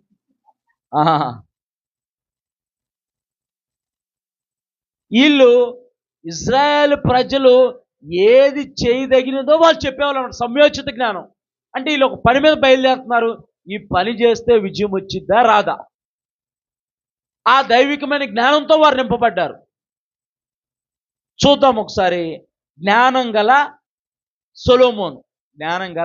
సొలొమోను చూద్దాం. మొదటి రాజుల గ్రంథము 4వ అధ్యాయము 29వ వచనం. త్వరగా వెళ్ళిపోదాం. మొదటి రాజుల గ్రంథము. దేవుడు దేవుడు జ్ఞానమును బుద్ధిని వర్ణింప శక్యము గాని వివేచన గల మనస్సును సొలొమోనుకు దయచేసెను. సొలొమోనుకు దేవుడు ఇచ్చాడంట. దేవుని నామానికి మహిమ కలుగును గాక. సొలొమోను ప్రార్థన చేశాడు దేవుడి దగ్గర, ప్రభువా ఈ రాజ్యాన్ని పరిపాలించడానికి నాకు వయసు సరిపోదు, అనుభవం సరిపోదు, ఈ ప్రజల్ని నేను మంచిగా పరిపాలించాలి, నాకు జ్ఞానం దయచే ప్రభు అంటే దేవుడు జ్ఞానంతో పాటు ఐశ్వర్యాన్ని, కీర్తి ప్రతిష్టలను కూడా దయచేశాడు. దేవుని నామానికి మహిమ కలుగును గాక. ఆమేన్. సొలొమోను జ్ఞానాన్ని చూడటానికి ప్రపంచం నలుమూల నుంచి సొలొమోను దగ్గరికి వచ్చారు. సొలొమోను జంతువుల భాష మాట్లాడేవాడు. జంతువుల భాష, జంతువులకు ఒక భాష కోడ్ ఉండిద్ది. ఇప్పుడు కుక్క మనం పెంచుకున్న కుక్కనే జిమ్మి అయిపోయింటే అయిపోయింది, అయిపోదా? ఇప్పుడు సోషల్ మీడియాలో కుక్కల్లాగా అరుతున్నారు, సేమ్ కుక్క అరిచినట్టు అరుతారు, కుక్క పిల్లలాగా అరుతూ ఉంటారు, పిట్టల్లాగా అరుతూ ఉంటారు, జంతువుల్లాగా అరుతూ ఉంటారు. అదొక భాష, టెక్నిక్ అనమాట, అదొక భాష. సొలొమోను ఎంత జ్ఞానవంతుడేనంటే సొలొమోను 3000 సామెతలు చెప్పాడంట. 3000 సామెతలు, 1005 కీర్తనలు రచించాడు. 72వ కీర్తన, 127వ కీర్తన సొలొమోను రచించిన కీర్తన. అలాగే పరమగీతలు రాశాడు, ప్రసంగం రాశాడు, సామెతలు రాశాడు. 3000 సామెతలు చెప్పాడంట. సొలొమోను జ్ఞానాన్ని గురించి నాలుగు చుట్టుపక్కల ఉన్న దేశాలందరూ కూడా సొలొమోను దగ్గరకు వచ్చేవారు. నువ్వు జ్ఞానం గలవాడు అనుకో, నీ దగ్గరికి అధికారులు వస్తారు. దేవుని నామానికి మహిమ కలుగును గాక. అమ్మా నువ్వైతే బాగా పనిచేస్తావు అమ్మా, మా దగ్గరే పనిచేయ అంటారు. మనం జ్ఞానంగా వ్యవహరించాలి. మనమే ఓనర్ అన్నట్టు వ్యవహరించామనుకో, ఏసు రక్తం ఏం చేయం. కొంతమంది అలాగే బిల్డప్ ఇస్తూ ఉంటారు అన్నమాట. ఓనర్ లేనప్పుడు వీళ్ళు ఓనర్ లాగా యాక్ట్ చేస్తారు. వాళ్ళకి ఎవడో ఒకటి చెబుతాడు, పలానా వాళ్ళు ఇలా యాక్ట్ చేస్తున్నాడంటే వాడు బెండీలు తీసేస్తారు. అది ఏది వేరే విషయం, ఏసు రక్తం చేయాలి అంటే జ్ఞానం కలిగి, అంటే లోబడాలి. సులువుగా లోబడేది మనం చదువుకున్నాం. మనం ఎక్కడైతే పని చేస్తాం, ఎక్కడ జ్ఞానవంతంగా మనం ప్రవర్తించాలి, జ్ఞానవంతంగా ఉండాలి. అప్పుడే అంటే దేవుడు మన యజమానులకు లోబడమంటున్నాడు, పెద్దవారికి లోబడమంటున్నాడు, తల్లిదండ్రులకు లోబడమంటున్నాడు, పెద్దవారికి గౌరవం ఇవ్వమంటున్నాడు. జ్ఞానం, ఈ జ్ఞానం ఇప్పుడున్న వాళ్ళకి లేదు. పాస్టర్ గారు వస్తున్నారంటే ఇటు వస్తున్నారంటే అటు నుంచి వెళ్ళిపోతున్నారు వాళ్ళు. ఎందుకంటే వందనాలు చెప్పాల్సి వచ్చిందని, వందనాలు చెప్పాల్సి వచ్చిందని. మరి వందనాలు చెప్తే వాళ్ళ నోట్లో ఉన్న మరి ఆ బంగారపు రాలిపోతాయి, మళ్ళీ ఏరుకుంటారు. మరి పాస్టర్ గారు అని చెప్పానని ముత్యాలు రాలిపోతాయి. నిజం, ఇటు నుంచి వెళ్ళిపోతూ ఉంటారు. నేను ఏసు రక్తమే చేయమనుకుంటానమ్మా, అది నువ్వు చెప్పపోవటమే మంచిదమ్మ తల్లి, ఎందుకు వచ్చిన గొడవ అనుకుంటా ఉంటాను. కనపడిపోయింది అక్కడ వాళ్ళ మొహంలో, వాళ్ళు ఎలా ఉన్నా ఇటు నుంచి వెళ్ళిపోతూ ఉంటారు. అప్పుడు తెలిసిపోయింది కదా, అర్థమైంది కదా. ఇక్కడ సొలొమోను జ్ఞానము, దేవుడు సొలొమోను అంతగా జ్ఞానంతో నింపాడు. సొలొమోను యొక్క జ్ఞానాన్ని చూసి అక్కడ ఉన్నవారు ఆశ్చర్యపడుతున్నారు. మొదటి రాజుల గ్రంథము 3:28 చదువుదాం ఒకసారి. తర్వాత దానియేలు జ్ఞానం గురించి మాట్లాడుకొని, అంతటా ఇశ్రాయేలీలందరూ రాజు తీర్చిన తీర్పును గూర్చి, తీర్చిన తీర్పు, దేవుడు దైవిక జ్ఞానంతో ఒక తీర్పు తీర్చాడు రాజ్యంలో. 2 తల్లులు వచ్చారు. 2 తల్లులకి 2 కుమారులు పుట్టారు. ఒక తల్లి ఏమో ఆ కుమారుడి మీద పడిపోయిందంట నిద్రలో, ఆ పిల్లోడు చచ్చిపోయాడు. పక్కింట్లో ఒక తల్లి ఒక కుమారుడు కంది, ఆ కుమారుడే నా కుమారుడు అంటుంది. ఏమా పై చుట్టుపక్కల వాళ్ళు అందరూ చూసి మీ పని ఎలా కాదని చెప్పేసి రాజుగారి దగ్గర తీసుకెళ్దాం, రాజుగారి దగ్గర పెట్టారు. రాజుగారికి ఇప్పుడు టాస్క్, అప్పుడు DNA టెస్ట్ లేదు, బ్లడ్ టెస్ట్ లేదు, ఏమి లేవు. అప్పుడు పోలికలు చూసి వీళ్ళ పిల్లలు అంటే వాళ్ళ పిల్లలు అంతే, ఇంకా ఏమి లేవు. రాజుగారికి ఇప్పుడు పరీక్ష. రాజుగారిని దేవుడు దైవికమైన జ్ఞానంతో అభిషేకించాడు. దేవుని నామానికి మహిమ కలుగును గాక.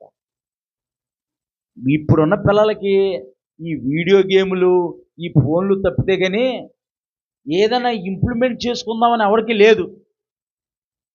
నేను టేబుల్ రికార్డ్ ఇప్పేసి మళ్ళీ బిగించేవాడిని. నేను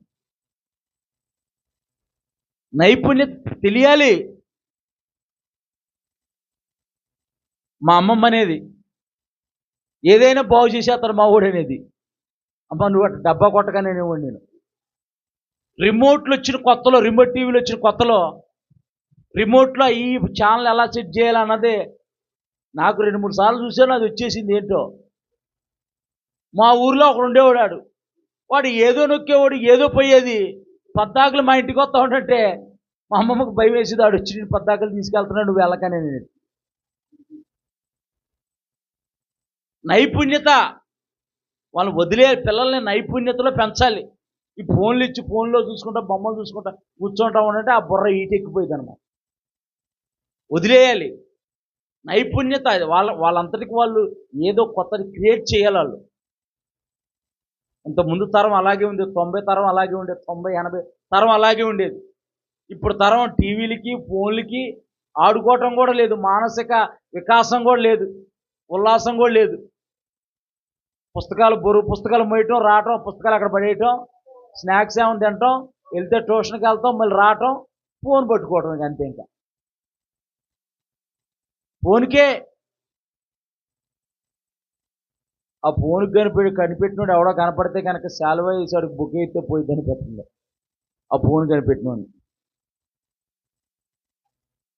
అది ఇప్పుడు పిల్లలకి ఇంప్లిమెంట్. ఇప్పుడు జ్ఞానం ఎలా కలిగిద్ది? మేము చదువుకునేటప్పుడు సైన్స్ ఫేర్ అని పెట్టేవాళ్ళు. మేము చదువుకునేటప్పుడు పిల్లలు సొంతంగా పరికరాలు తయారు చేయాలి, సొంతంగా కొన్ని తయారు చేయాలి. అట్టపెట్టెలతో ఇల్లులు తయారు చేసేవాళ్ళు. చాలా రకాలు ఇవన్నీ చెయ్యాలి, ఇంప్లిమెంట్ చేసుకోవాలి ఇవన్నీ. ఇప్పుడు పరిస్థితి అలా ఉందన్నమాట. ఇప్పుడు రాజ్యంలో పరీక్ష వచ్చింది రాజుకి, సొలొమోను దైవిక జ్ఞానంతో నింపబడ్డాడు. రాజ్యం అంతా చూస్తుందన్నమాట, ఎలాంటి తీర్పు తీరుస్తాడా అని చెప్పేసి.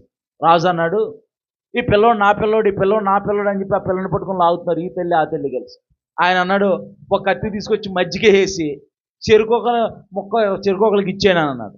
నిజమైన తల్లి అంది, బాబా ఆ కుమారుడు నా కుమారుడే, ఆ కుమారుని చంపొద్దు, తన కుమారుడు అని అంటుంది కదా, నా పిల్లోడు ఎక్కడున్నా సరే మంచిగా ఉంటే చాలు బాబా అని అందంటే.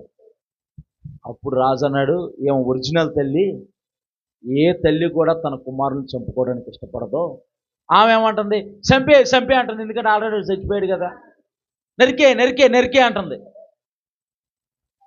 ఈయన ఆ పిల్లోని తీసుకొని నిజమైన తల్లికి ఇచ్చాడు. అందరూ చూసి అంటున్నారంట అక్కడ. ఇప్పుడు చదువమ్మ. దేవుడు సొలొమోను అంతటా ఇశ్రాయేలు అందరూ రాజు తీర్చిన తీర్పును గూర్చి విని న్యాయం విచారించుట యందు జ్ఞానాన్ని విచారించుట రాజు దైవ జ్ఞానము నొందిన వాడని, అంటే దైవిక జ్ఞానంతో నింపబడిన వాడని గ్రహించి అతనికి భయపడ్డాడు. దేవుని నామానికి మహిమ కలుగును గాక. ఈ లోక జ్ఞానానికి ఎవడో భయపడ్డం. యేసుప్రభు వారు అంటున్నారు, మిమ్మల్ని అధికారులు ఈడుతారు, రాజ్యసభలకు ఈడుతారు, మిమ్మల్ని రోడ్డు మీద నిలబెడతారు. అప్పుడు మీరు ఏం మాట్లాడాలో, ఎలా మాట్లాడితే మీరు తప్పించుకుంటామని మీరు భయపడుతున్నారేమో. మీరు మాట్లాడరో, మీలో ఉన్న పరిశుద్ధాత్ముడు మిమ్మల్ని మాట్లాడిస్తాడన్నాడు. దేవుని నామానికి మహిమ కలుగును గాక. అది దైవిక జ్ఞానం అంటే. ఆ సమయానికి ఏం మాట్లాడాలో మీ ఓర్పు చేత మీ ప్రాణాన్ని మీరు రక్షించుకుందురు అని అంటున్నాడు. దేవుని నామానికి మహిమ కలుగును గాక. అప్పుడు ఏం మాట్లాడాలో పరిశుద్ధాత్మ దేవుడే మీకు తెలియజేస్తాడు. అందుకే కొంతమంది చూడండి, నోట్లో నేలకు ఉందా లేదా అన్నటువంటిదే సమయం వచ్చినప్పుడు చెలరేగిపోతారు. వాళ్ళకి ఆపలేము. ఇంకా ఇక టీవీ 9 వచ్చినా, ఏ టీవీ వచ్చినా, సాక్షి టీవీ వచ్చినా, ఏబిఎన్ వచ్చినా ఏది ఆపలేదు. ఇంకా ఆ సమయానికి అనుగుణంగా వాళ్ళు మాట్లాడేస్తారు ఇంకంతే. ఇక్కడ దైవిక జ్ఞానాన్ని చూసి రాజ్యంలో ఉన్న వారందరూ అతనికి భయపడి లోబడ్డారంట. దేవుని నామానికి మహిమ కలుగును గాక. ఇంకొకటి ఒక్కొక్క వ్యక్తిని త్వరగా 2 నిమిషాల్లో చూసుకుందాము. మూడోది జ్ఞానం గల దానియేలు. ఉన్న పరిస్థితులు, దానియేలు రాజు, ఆ నెబుకద్నెజర్ రాజు ఉన్న పరిస్థితిని మనం చూస్తే చాలా విచిత్రంగా ఉండిద్ది. అక్కడ ఫరో ఏమో కల వచ్చింది, కలభావం చెప్పమన్నాడు, కల గుర్తుంది ఫరోకి. ఇక్కడ నెబుకద్నెజర్కి కల వచ్చింది, కల మర్చిపోయాడు. నెబుకద్నెజర్ అంటాడు, నా కల వచ్చింది, కల మర్చిపోయాను, ఆ కలభావం చెప్పాలంటున్నాడు. చెప్పలేదనుకో, రాజ్యంలో ఉన్న వాళ్ళందరినీ, జ్ఞానవంతుల్ని, శకునికాన్ని, ఈ సోది చెప్పే వాళ్ళని, ఈ గారడి విద్య వాళ్ళందరినీ కూడా చంపేస్తానంటున్నాడు. ఇది ఎక్కడ కూడా బాబా, కనక రాజుగారు కలగంటే ఆ కలకు మర్చిపోవడం ఏంటో, మా ప్రాణం మీదకి రావడం ఏంటో. లోకంలో సామెత ఉండిద్ది అనమాట, పలానోడు పెళ్ళి పలానోడు సాగుకు వచ్చిందంట. అట్టా ఈ రాజుగారు కలగన్నారు, మా సాగుకు వచ్చిందని గాబరా పడుతున్నారు. దానియేలు జ్ఞానం కలిగిన వ్యక్తి కనుక దానియేలు అంటున్నాడు, మాకు కొంచెం సమయం ఇవ్వండి బాబా, సమయం ఇస్తే మేము దేవుని సన్నిధిలో విచారం చేస్తాం, విచారం చేస్తే దేవుడి జ్ఞానాన్ని ఇస్తాడు, అప్పుడు మేము చెబుతామని అన్నాడు. నిజంగానే దానియేలు అతని స్నేహితులు దేవుని సన్నిధిలో విచారం చేశారంట. అయ్యా, నీవే జ్ఞానవంతుడివి, నీ జ్ఞానంతో మమ్మల్ని నింపి, ఆ రాజుగారి కల వచ్చింది ప్రభు నెబుకద్నెజర్ గారికి, ఆయన కల మర్చిపోయాడు, ఆ కలభావం చెప్పమన్నాడు, లేకపోతే రాజ్యంలో ఉన్న వారందరినీ కూడా, జ్ఞానవంతులందరినీ చంపేస్తున్నాడని ప్రభు అని చెప్పి దానియేలు ప్రార్థన చేస్తే దేవుడు దానియేలుని దైవికమైన జ్ఞానంతో నింపాడు. దానియేలు రాజు ఎదుటి నిలబడి, రాజా, దేవుడు ఏం జరగబోతుందో మీకు మాత్రమే తెలియపరిచాడు రాజా అని చెప్పేసి కలభావం కూడా చెప్పాడు. ఇప్పుడు సింక్ అయింది దీనికి, ఏమైంది, సింక్ అయింది అనమాట. ఇప్పుడు దీనికి అబ్బా, రాజ్యంలో ఉన్నాడు ఎవరు చెప్పలేదో, నువ్వే, నేను గొప్ప అధికారం చేస్తున్నా అని చెప్పి ఎలాంటి అధికారం చేశాడో ఒకసారి చూద్దాం. ఒకసారి మనము ఇతను అన్ని జ్ఞానవంతులు అందరిపైన అధిపతి అని చెప్పేసి ఉంది, చూడమ్మ ఒకసారి. వర్ష నేను రాయలేదనుకుంటా. జ్ఞానవంతులు అందరి మీద అధిపతి అని చెప్పేసి ఉంది అనమాట. సరే వద్దులే. దానియేలుకున్న జ్ఞానము లౌకిక జ్ఞానం కాదంట, లోక సంబంధమైన జ్ఞానం కాదు, దైవికమైన జ్ఞానము. దానియేలుని నెబుకద్నెజర్ ఏం చేశాడంటే, ఈ గారడీ విద్యోల మీద, జ్ఞానవంతుల మీద, అధికారులు అందరి మీద అతన్ని ఉన్నతమైన పదవిలో ఉంచాడు. వాళ్ళందరూ ఈయనకి చెప్పాలన్నమాట, వీళ్ళందరి మీద అధికారం అనమాట. వీరు ఏం చేస్తున్నా సరే ఆయన చూడాలన్నమాట. దేవుడు అంతగా ఆస్వాదించాడు. ఈ నెబుకద్నెజర్ చరిత్ర అయిపోయింది. వాళ్ళ కుమారుడు బెల్షాజర్ రాజు అయ్యాడు. బెల్షాజర్ ఏం చేశాడు, నెబుకద్నెజరు యెరూషలేములో దేవుని మందిరంలో ఉన్న ఆ వస్తువులన్నీ తీసుకొచ్చి రాజ్యంలో పెడితే, ఈ బెల్షాజరు ఆ పవిత్రమైన పరిశుద్ధమైన దేవుని మందిరంలో ఉన్న వస్తువులు తీసుకొని దాంట్లో మద్యం పోసుకొని ఈ యొక్క రాణీలతో మంచిగా పార్టీ చేసుకుంటున్నాడు. పార్టీ చేసుకుంటా ఉంటే దేవుడు కోపం వచ్చింది. ఈ పరిశుద్ధ స్థలంలో వస్తువులు నెబుకద్నెజరే తీసుకొచ్చి పక్కన పెట్టాడు, వాడుకోలేదు, నువ్వెవడరా వాడుకోవటానికి ఇట్లనే అని చెప్పేసానని దేవుని యొక్క చెయ్యి వచ్చేసి గోడ మీద ఒక లెటర్ రాసింది అనమాట. ఒక మాట రాసింది. చూసిన వాళ్ళందరికీ వణుకు పుట్టింది. అది మనిషి భాష కాదు, దేవుని భాష. దేవుని భాష రావాలంటే దేవుని బిడ్డలకే దేవుని భాష వచ్చింది. దెయ్యం పిల్లలు దేవుని భాష మాట్లాడరు. ఇప్పుడు చాలామంది మేము కూడా దేవుని పిల్లలమే అని బయలుదేరుతున్నారు. చాలామంది దెయ్యం పిల్లలు కూడా దేవుడి పిల్లలే అని బయలుదేరుతున్నారు.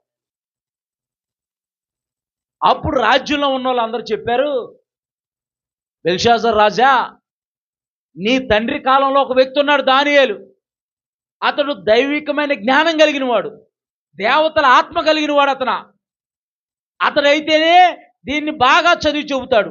దానియేలు గ్రంథం 5వ అధ్యాయం 11వ వచనం. త్వరగా వెళ్ళిపోదాం. దానియేలు గ్రంథం. నీ రాజ్యంలో నేను చెప్పేస్తాలేమ్మా, నేను చెప్పేస్తాలే, ఎవరు చెప్పావు కాబట్టి. నీ రాజ్యంలో ఒక మనుషులు ఉన్నాడు, అతడు దైవికమైన జ్ఞానం కలిగిన వాడు, దేవతల ఆత్మ అంటే పరిశుద్ధాత్మ కలిగిన వాడు.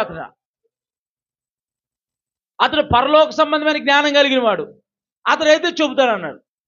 వీళ్ళందరూ, ఈ రాజ్యంలో ఉన్న వాళ్ళందరూ, అధికారులందరూ ఆయన వద్దకు దానియేలు దగ్గరికి పరిగెత్తుకుని వెళ్ళి, బాబే బెల్షాజర్ ఇలా పార్టీ చేసుకుంటున్నాడు, గెట్ టుగెదర్ చేసుకుంటున్నాడు, ఇలా జరిగింది బాబు నువ్వు త్వరగా రా, అక్కడ రాజుకి కాళ్ళు చేతులు మురిగిపోతానే అని అంటే దానియేలు వచ్చి ఆ యొక్క దేవుడు వేలుతో రాసిన మాటను అక్కడ చూద్దాం మనము.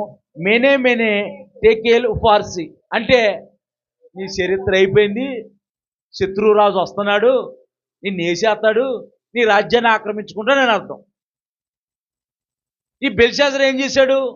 దీనికి భావం ఎవరైతే చెబుతాడో వాళ్ళకి మంచి వస్త్రం తగిలిచ్చి బంగారం గొలుసేసి రాజ్యంలో గుర్రం మీద ఊరేగిస్తాడు, అతన్ని అధిపతిగా నేను అతన్ని ఉంచుతున్నాను అని చెప్పాడు. దైవిక జ్ఞానం చూడండి, రాజు అన్నట్టుగానే దానియేలు దైవిక జ్ఞానంతో నింపబడి చెప్పినట్టుగానే శత్రురాజు వచ్చాడు, బెల్షాజర్ని అతని యొక్క రాజ్యం అంతటిని ఆక్రమించేశాడు. దైవిక జ్ఞానంతో నింపబడిన దానియేలు మాత్రం గుర్రం మీద ఊరేగుతున్నాడు. దేవుని నామానికి మహిమ కలుగును గాక. రాజ్యాలు మారినాయి కానీ దానియేలు యొక్క ఉద్యోగం మాత్రం ప్రమోషన్ మీద ప్రమోషన్తో అత్యున్నతమైన స్థానంలో ఉంది. దేవుని నామానికి మహిమ కలుగును గాక. మనం దైవికమైన జ్ఞానంతో నింపబడితే ప్రమోషన్ నిన్ను ఎత్తుకుంటూ వచ్చింది. నువ్వు ప్రమోషన్ కోసం పిల్టి మొగ్గలు వేయాల్సిన అవసరంలే. నీ దగ్గరికి ఎత్తుకుంటావు. నువ్వు నైపుణ్యత కలిగి యథార్థంగా పనిచేయి, యజమానికి లోబడి పనిచేయి, నీ మొత్తం నీ చరిత్ర అంతా తీస్తాడు. నువ్వు ఏ రోజు ఆబ్సెంట్ అయ్యావు, నువ్వు ఎలా పనిచేస్తున్నావు, టైంకి వచ్చి తొంభేస్తున్నావా లేదా, ఏ టైంకి వెళ్తున్నావు, తొంభేసి ఇప్పుడే వచ్చేస్తానని చెప్పి బయటికి వెళ్ళి తిరిగేసి వచ్చేస్తున్నావా? ఇప్పుడు అందుకే ప్రభుత్వం సచివాలయానికి ఏం చేసింది, బయటికి ఎవరికి వెళ్ళడానికి వీల్లేదు. జగన్ ప్రభుత్వంలో ఆడిందే ఆట, పాడిందే పాట. ఇప్పుడు అలా కుదిరేది లేదు. టీచర్స్కి కూడా, ఆఖరికి విద్యార్థులకు కూడా పొద్దున ఒక అటెండెన్స్ అంట, మధ్యాహ్నం ఒక అటెండెన్స్ అంట.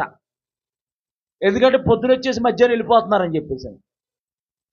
మా డాడీ రమ్మన్నారు, మా మమ్మీ రమ్మన్నారు, మేము ఫంక్షన్కి వెళ్తున్నాం, పెళ్ళికి వెళ్తున్నాం అని చెప్పి వెళ్ళిపోతున్నారని చెప్పేసి. కడుపులు నొప్పి వచ్చేస్తున్నాం, వాంతులు అయిపోతున్నాం, ఈ రోజులు అవుతున్నాయి అని చెప్పి వెళ్ళిపోతున్నారు. మనం యజమానులకి యథార్థంగా లోబడి జీవిస్తే దేవుడు మనల్ని అత్యున్నతమైన శిఖరాలకి నడిపిస్తాడు. దేవుని నామానికి మహిమ కలుగును గాక. దేవుడిని జ్ఞానం అడిగితే దేవుడు దైవిక జ్ఞానంతో నింపుతాడు. మనం దైవిక జ్ఞానంతో నింపబడితే దేవుని యొక్క పరిచర్యలో ముందు కొనసాగుతుంటాం. అలాగే దైవిక జ్ఞానం వల్ల మనం ఈ లోకంలో ఎలా నడవాలో దేవుడు మనకి నేర్పిస్తాడు. దైవిక జ్ఞానంతో నింపబడిన యోసేపుని, దైవిక జ్ఞానంతో నింపబడిన సొలొమోన్ని, దైవిక జ్ఞానంతో నింపబడిన దానియేలుని మనం చూసాము. నూను కుమారుడైన యెహోషువ మీద మోషే తన 2 హస్తాలుంచి ప్రార్థించినప్పుడు అతడు దైవిక జ్ఞానంతో జ్ఞానాత్మ పూర్ణుడిగా మార్చబడ్డాడంట. ద్వితీయోపదేశకాండము 34:9 ప్రకారము. మనం ఈ మధ్యకాల సమయంలో అడుగుదాం, ప్రభువా నీ దైవికమైన జ్ఞానంతో మమ్మల్ని నింపండి ప్రభువా. అయ్యా, లోక సంబంధమైన జ్ఞానం కాదు, నీ దైవికమైన జ్ఞానాత్మతో మమ్మల్ని నింపండి ప్రభువా. అయ్యా, నీ జ్ఞానాత్మతో నింపబడిన యోసేపు జీవితము ఫలభరితముగా ఉంది. యోసేపు ఫలించటి కొమ్మగా ఆస్వాదించబడ్డాడు. సొలొమోను ఆస్వాదింపబడ్డాడు. ఎప్పుడైతే నీ దైవిక జ్ఞానం నుంచి సొలొమోను దూరంగా వెళ్ళిపోయాడో సొలొమోను జీవితము పతనమైపోయింది. ప్రభువా, నా జీవితం అలా ఉండకూడదు, నేను నీ దైవికమైన జ్ఞానంలోనే ఉండాలి ప్రభువా. దానియేలు కూడా ఆ బబులోను రాజ్యంలో, బబులోను సామ్రాజ్యంలో రాజ్యాలు మారాయి తప్పితే కానీ దానియేలు నీవు ఆస్వాదిస్తూనే ఉన్నావు ప్రభువా. దానియేలు దైవికమైన జ్ఞానంతో, పైనుంచి వచ్చే జ్ఞానము మొట్టమొదట పవిత్రమైనది, సులువుగా లోబడేది, మృదువైనది, కనికరముతోనూ మంచి ఫలములతోనూ నిండుకొని ఉన్నది, పక్షపాతమైనను వేషధారణను లేనిదైందని దేవుని ఒక వాక్యం చూస్తుండగా నీ జ్ఞానంతో మమ్మల్ని నింపు ప్రభు అని చెప్పేసి అందరం కూడా మన కుడి చేయి మన తలపైన పెట్టుకొని ప్రార్థన చేద్దాం.